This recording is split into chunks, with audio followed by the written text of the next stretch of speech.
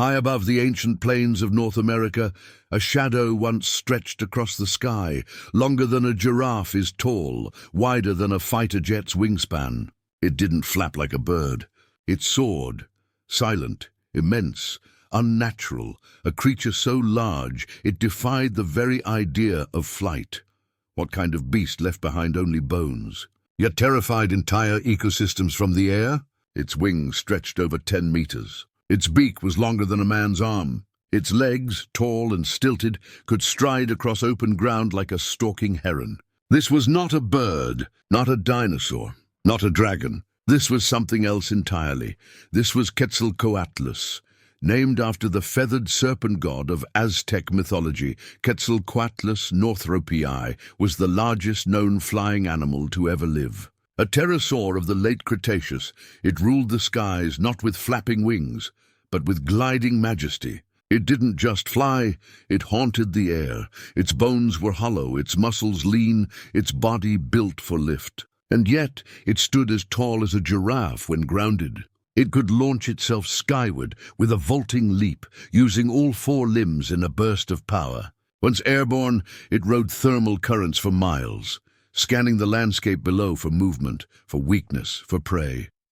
Tonight, we follow the story of this aerial titan. We'll trace its discovery from the windswept badlands of Texas to the vaults of modern museums. We'll reconstruct its anatomy from fragile fossils and biomechanical models. We'll explore its daily life, how it hunted, how it nested, how it moved between worlds of air and earth. And we'll witness its final descent as the age of giants came crashing to an end. This is not a tale of fantasy. It is a tale of physics, of evolution, of survival, of a creature that pushed the limits of biology and redefined what flight could be. We'll explore how Quetzalcoatlus launched from the ground, how it glided across prehistoric skies, and how it may have stalked prey on foot like a stork with a spear. We'll examine the debates that shaped its story. Was it a scavenger or a hunter? Did it live in flocks or alone? Could it truly fly, or was it grounded by its own size? And then we'll watch it vanish, because 66 million years ago the skies darkened, the earth shook, and Quetzalcoatlus, like so many giants, was swept away in the great extinction that ended the age of dinosaurs. But what if it hadn't? What if this flying reptile still soared above our cities, cast shadows over our highways, nested in our mountains? Would we fear it, worship it, protect it, or would we try to cage it, as we've done with so many wonders before? In this documentary, we'll bring Quetzalcoatlus to life, not as a myth, but as a marvel, not as a monster, but as a memory carved in stone and lifted by wind. Let's go back. 68 million years ago. The bones were unlike anything seen before, long, hollow, impossibly light. In 1971, deep in the Big Bend region of Texas, a team of paleontologists, led by Douglas Lawson, uncovered a fossil that would rewrite the limits of flight. It wasn't a dinosaur. It wasn't a bird. It was something stranger, something bigger. Lawson was a graduate student at the University of Texas when he stumbled upon the remains.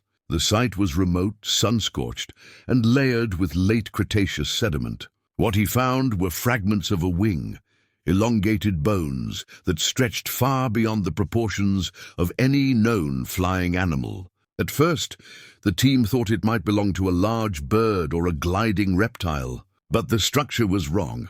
The proportions were wrong. The scale was impossible. As more bones were excavated, parts of the shoulder, the elongated fourth finger, the delicate vertebrae, it became clear this was a pterosaur. But not just any pterosaur. This one was massive. The wingspan was estimated at over 10 meters, comparable to a small aircraft. Lawson named it Quetzalcoatlus northropii, in honor of the Aztec feathered serpent god, Quetzalcoatl, and aviation pioneer Jack Northrop. The announcement sent shockwaves through the paleontological community. Until then, the largest known flying animals were far smaller. Could something this big truly fly? Was it a mistake? A misidentification? Some argued the bones were distorted, that the creature was grounded flightless. Others believed it was a scavenger, using its wings for display or balance, not for soaring. The debates grew heated. Some scientists proposed alternative reconstructions, suggesting shorter wings or heavier bodies. Others defended the original measurements, pointing to the hollow bone structure and lightweight anatomy as evidence of flight capability. The fossil's location, an inland floodplain far from coastal cliffs, added mystery.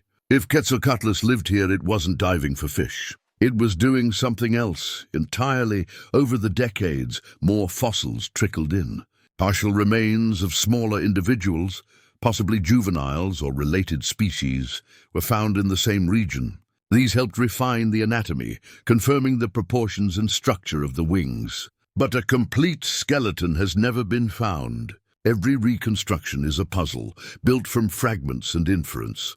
Today, the original fossils of Quetzalcoatlus northropi are housed at the University of Texas at Austin. They remain among the most studied and debated specimens in pterosaur research. CT scans, 3D modeling, and biomechanical simulations have all been used to test its flight capabilities. Some models suggest it could launch from the ground using a powerful quadrupedal leap, reaching speeds sufficient for sustained gliding. Others argue it was more terrestrial, stalking prey on foot like a stork or heron. In 2021, a major breakthrough came when researchers published a comprehensive biomechanical study of Quetzalcoatlus, confirming that it could indeed fly. The study detailed how its launch mechanics, wing structure, and muscle attachments supported flight, though likely not flapping for long distances. Instead, it soared, using thermal currents to stay aloft with minimal energy. The fossil record remains sparse. No eggs, no nests, no complete skulls. But what we do have is enough to paint a picture of a creature that defied gravity and expectation. A creature that lived not on cliffs or coastlines, but in open plains, suggesting a lifestyle unlike any other pterosaur. Each bone tells a story of adaptation, of evolution, of ambition. Quetzalcoatlus didn't just stretch the limits of flight, it shattered them. And its discovery reminds us that even in the quiet corners of the earth, beneath layers of stone and silence, the sky once belonged to giants. From a dusty dig in Texas to the pages of scientific journals, the journey of Quetzalcoatlus is one of wonder, controversy, and revelation. A detective story written in bone. And the mystery is still unfolding. Quetzalcoatlus was not just large, it was colossal. With an estimated wingspan of 10 to 11 meters, it rivaled the length of an F-16 fighter jet. Its standing height reached nearly 5 meters, comparable to a modern giraffe. And yet, despite its size, it was light. Its bones were hollow, its frame lean, its body engineered for flight. The skull was elongated and toothless, stretching over 2.5 meters in some reconstructions. It ended in a sharp, pointed beak, perfect for probing, stabbing, or scooping. Some paleontologists believe it may have had a soft tissue crest atop its head, though no direct fossil evidence confirms this. If present, the crest could have served for display, thermoregulation, or aerodynamic stability. Its neck was long and stiff, composed of vertebrae that locked together like puzzle pieces. This rigidity allowed Quetzalcoatlus to hold its head steady during flight and while stalking prey on land. The neck's length also gave it reach, essential for snatching small animals or scavenging carcasses without moving its entire body. The torso was compact, with a keeled sternum anchoring powerful flight muscles. The shoulders were broad, supporting the massive wing structure.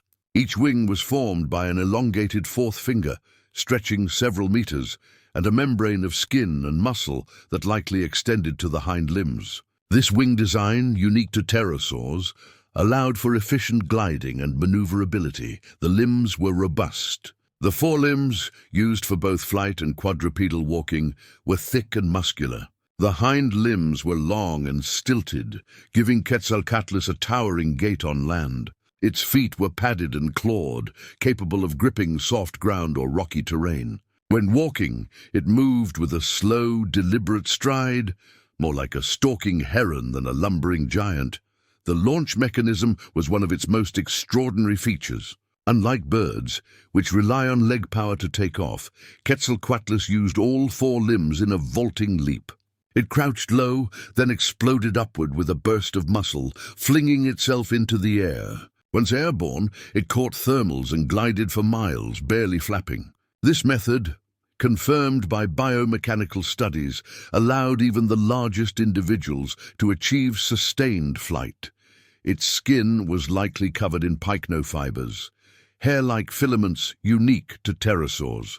These provided insulation and may have played a role in thermoregulation. Fossil impressions from related species show a textured surface, suggesting a leathery membrane rather than feathers. The wings themselves were reinforced with fibers called actinofibrils, which added strength and flexibility.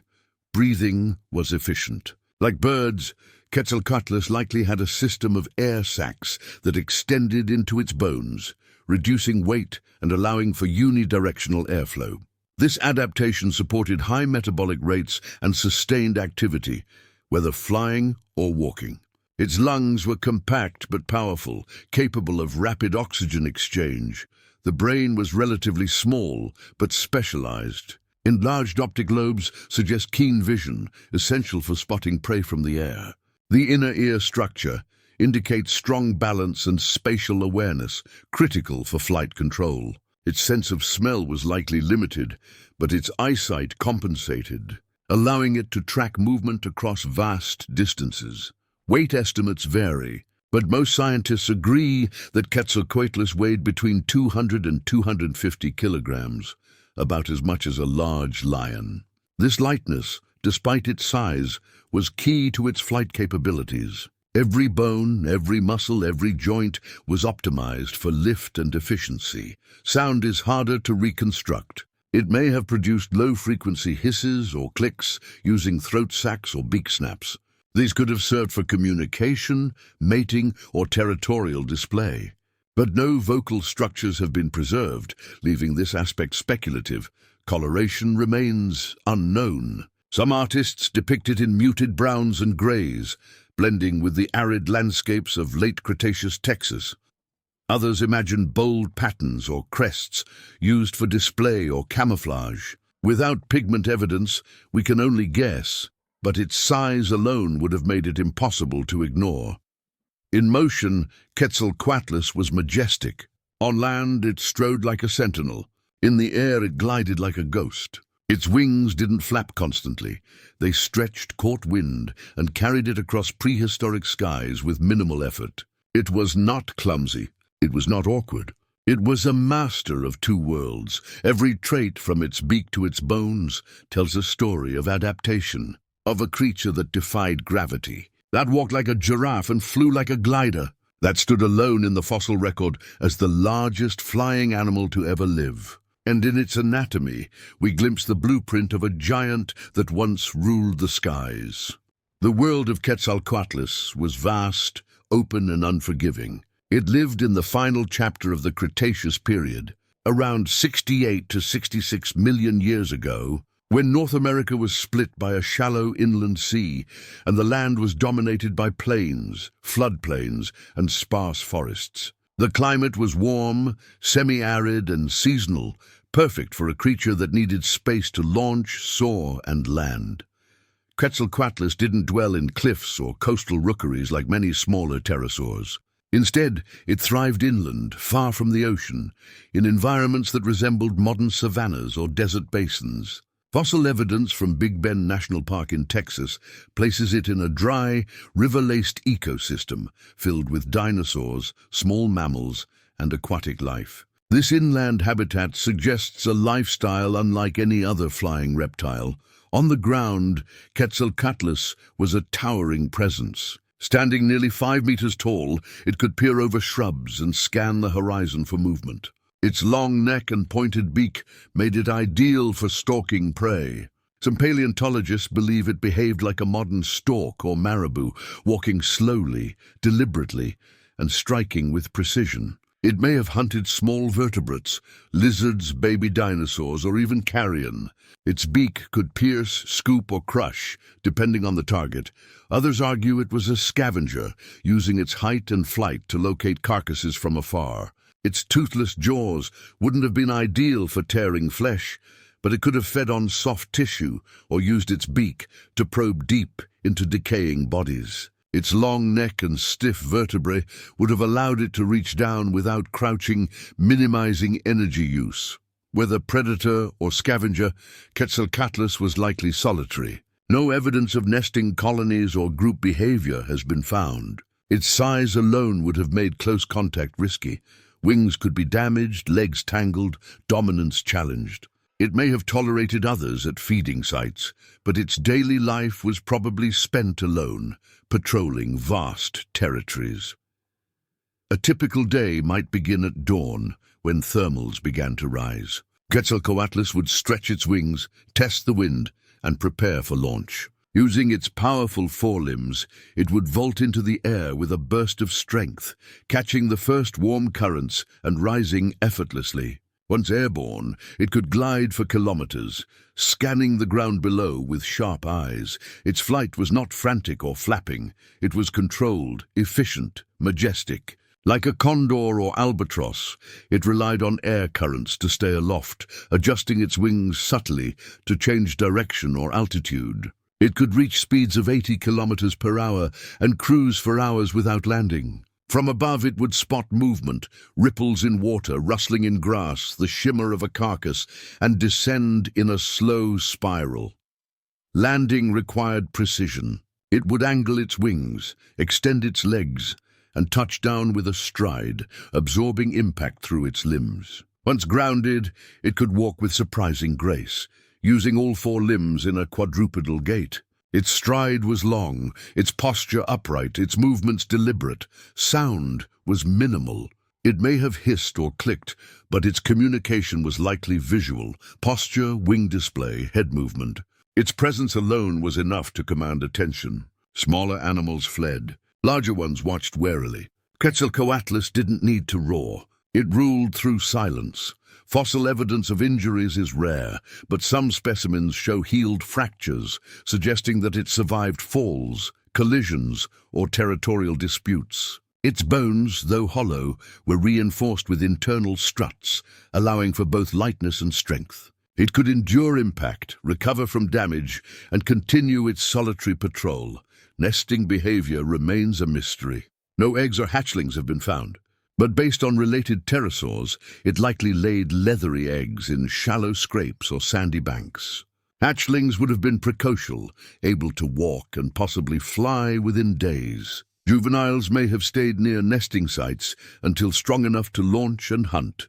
Quetzalcoatlus was not a creature of chaos. It was a creature of rhythm. It rose with the sun, soared with the wind, and walked with purpose. Its life was a balance of air and earth, of silence and motion. It didn't dominate through aggression, it dominated through presence. In the vast, open landscapes of the late Cretaceous, Quetzalcoatlus was a sentinel, a watcher, a wanderer. And in its daily life, we glimpse a world where flight was not just a means of travel, but a way of life. The skies that once carried Quetzalcoatlus began to darken, not with storm clouds, but with ash, dust, and silence. Around 66 million years ago, the Cretaceous period came to a violent end, and with it, the reign of the largest flying creature Earth has ever known. The trigger was sudden. A massive asteroid, roughly 10 kilometers wide, slammed into the Earth near what is now the Yucatan Peninsula. The impact unleashed energy equivalent to billions of atomic bombs. Shockwaves rippled across continents. Wildfires ignited. Tsunamis surged. And above all, a choking cloud of debris rose into the atmosphere, blocking sunlight for months, perhaps years. For Quetzalcoatlus, the consequences were catastrophic. The warm thermals it relied on for soaring vanished. Temperatures plummeted. Vegetation died.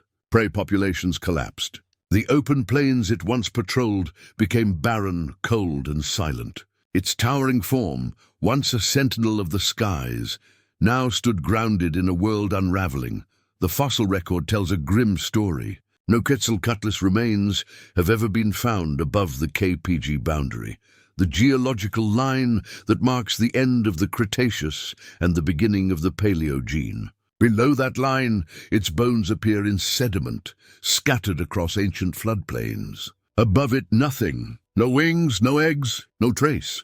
Some scientists argue that Quetzalcoatlus may have survived briefly in isolated pockets, scavenging what it could. But without food, without warmth, without the ecosystems it depended on, survival was impossible. Its size, once an advantage, became a liability. It needed vast space, abundant prey, and stable weather.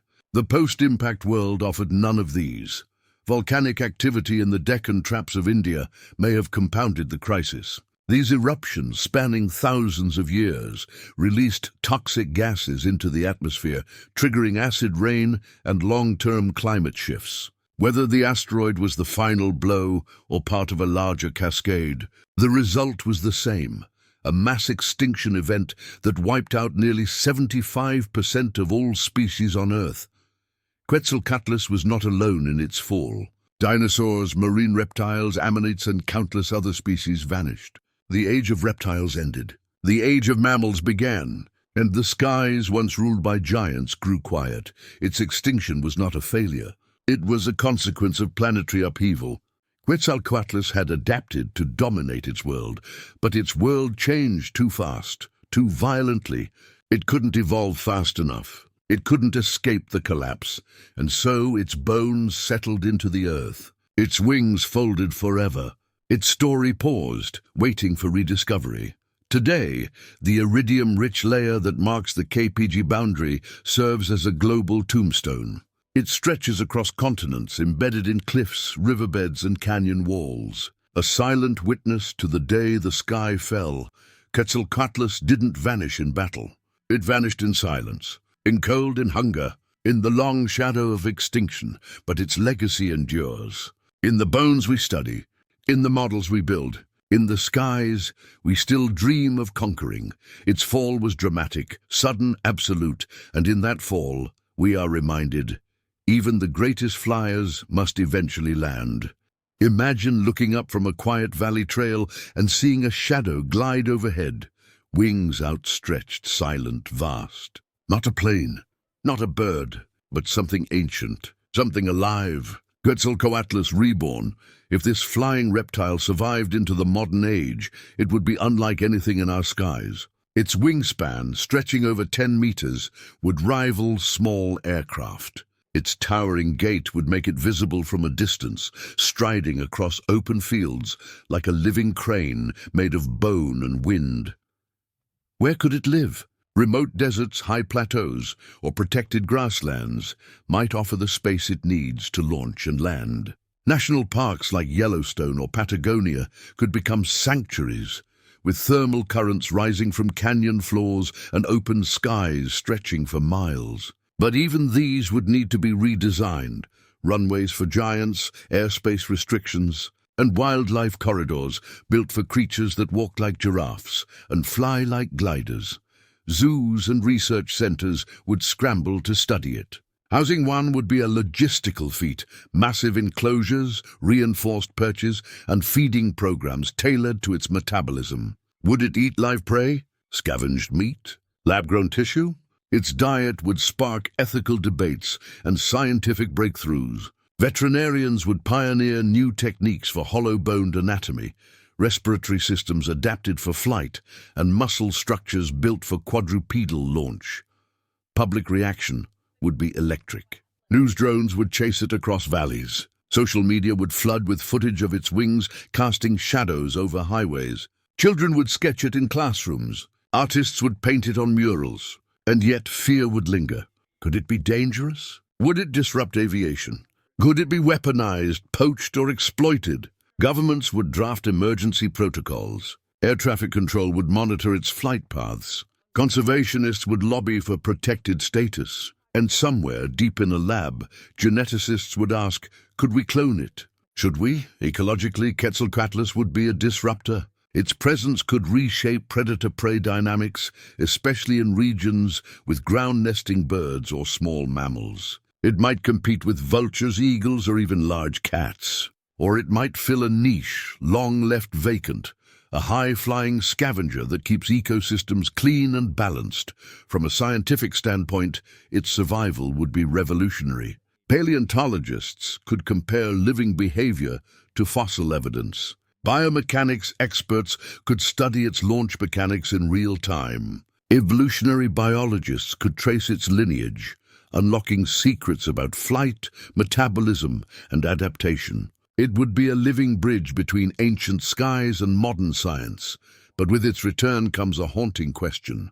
Would we protect it or repeat history? Would it be hunted for its bones, its wings, its mystery? Would it be caged, studied, dissected? Or would it be revered, given space to soar, to walk, to live? In the world of skyscrapers, jet engines, and shrinking wilderness, could Quetzalcoatlus truly thrive? Or would it become another symbol of what we lost and what we failed to preserve? The image lingers, a massive shape gliding over a mountain ridge, casting a shadow that stretches across time. A creature that once ruled the skies, that defied gravity, that vanished in silence, and now imagined again, not as a monster but as a marvel, in a world not built for giants. Would it still walk the earth?